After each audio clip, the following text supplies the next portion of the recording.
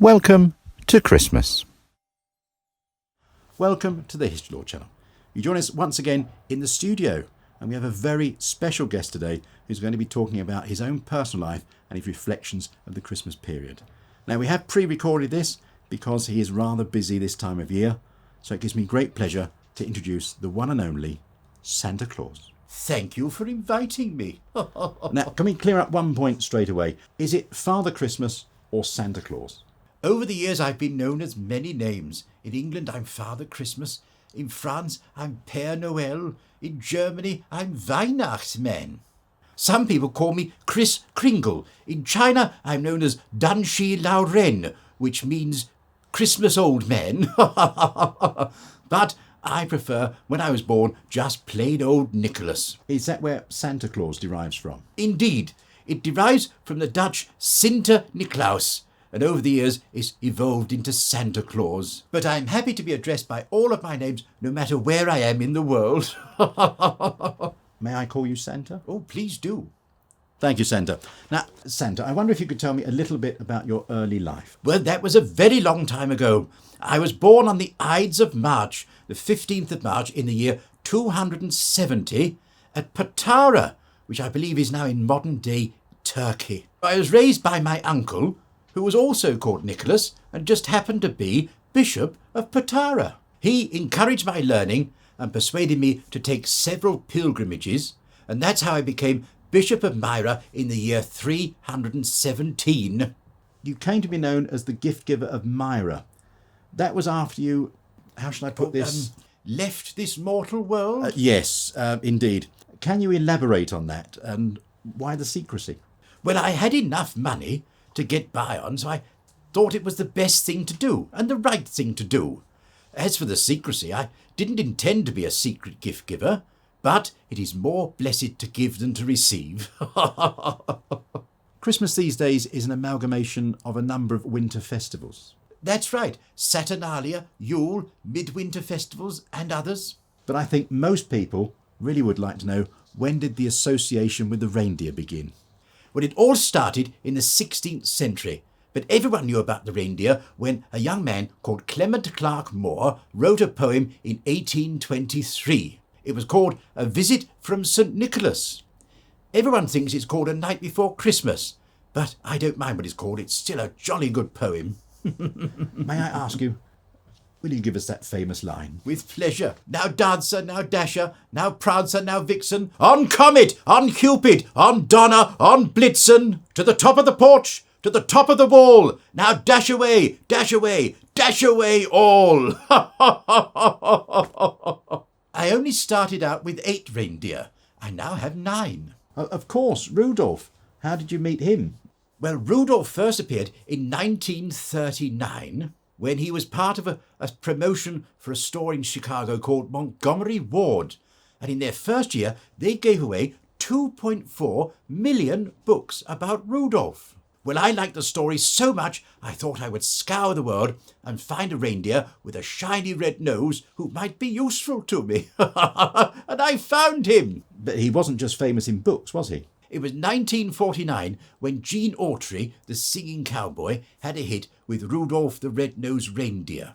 It was actually written by a very clever songwriter called Johnny Marks, who just happened to be the brother-in-law of Robert L. May, who owned Montgomery Ward in Chicago. A very successful song. A very successful song. It's been recorded by everyone from Bing Crosby to Alvin and the Chipmunks. I've been known to warble it myself.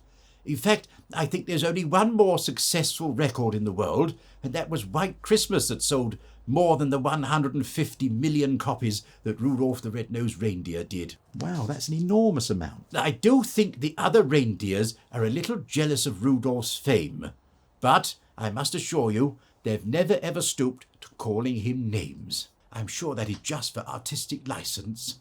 Moving on, may I ask about your clothing? Now, you look resplendent today in your red and white, but you didn't always wear this type of clothing, did you? Oh, that's right. Well, I used to be dressed all in white. In fact, I still am in Russia for my feast day on the 6th of December. But I've been known to wear dark blue and turquoise in Old England, and the Victorians always had me in a maroon cloak with a garland of holly. With the thorns removed, of course. But your more modern outfit dates back to the 1930s. That is a myth. You mean it wasn't the iconic Hayden Sunbloom painting that was famous for Coca-Cola? Well, that's the famous image that everyone refers to. I do believe he gave me the cloak that I wear now.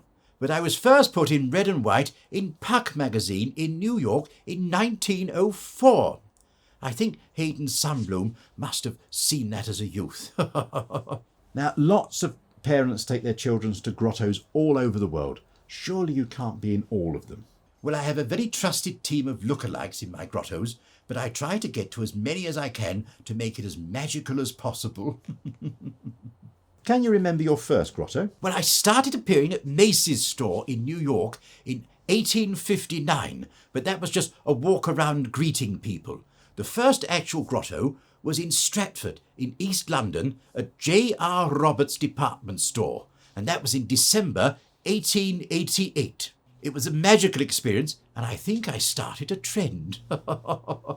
Speaking of magical, the viewers would love to know, how do you deliver all of those presents all over the world in just one single night? Well, without going into too much detail, if you can turn a second into a year, and a minute into a century, and an hour into a millennium, then it's quite easy, you know. Plus, I always start in New Zealand and work my way round, so I always have the sun behind my back, and that gives me an extra day, you see. Thank you for sharing that with us. Now, I do have to address, 2020 has been a difficult year for everyone. How has 2020 affected you? Well, I'm very lucky that Mrs. Claus, myself and all the elves are not affected by the pandemic. There is an advantage of living in the magical world. I'm just worried about all the children and the parents and their grandparents and all of their friends. But I've always said, if you follow the advice and you take care of yourself and you wash your hands regularly, then everything will be fine. How can I put this delicately? When children reach a certain age, they stop believing in you. What message do you have for them? It's okay not to believe in me. In fact, that's the time when you become Santa Claus. And how can they do that? Being Santa is all about giving, I say.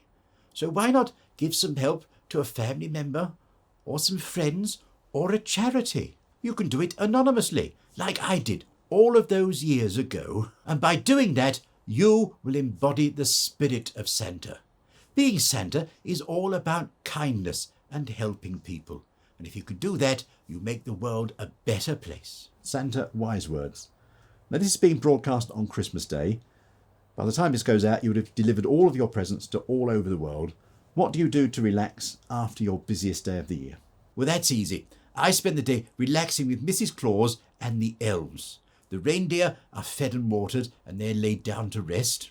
Then we have our Christmas lunch and a restful evening watching the television. Well, the elves like to watch the television at least. Very nice. Do you then have a long break? Well, we do have a break, but only for a few weeks. It does take a lot of preparation for the new season. We alternate every year between the Easter Bunny and the Tooth Fairy, but we do like a little bit of winter sunshine.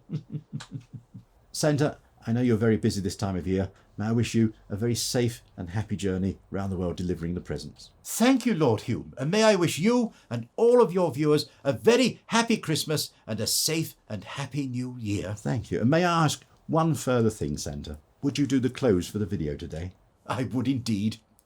Thank you very much for watching today. If you have enjoyed these videos, then please do subscribe to the channel.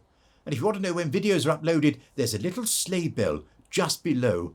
And if you want to know what Lord Hume does outside of these videos, then go to historylord.co.uk and see about one of his excellent walking tours of London. If you want to see what James behind the camera does on his YouTube channel, it's down in the description below. Last Line Films. We've also got the other James Westlake behind the camera, and the link to his YouTube channel is down there as well. Thank you for watching. Have a wonderful Christmas, and I'll see you all very soon. Merry Christmas! I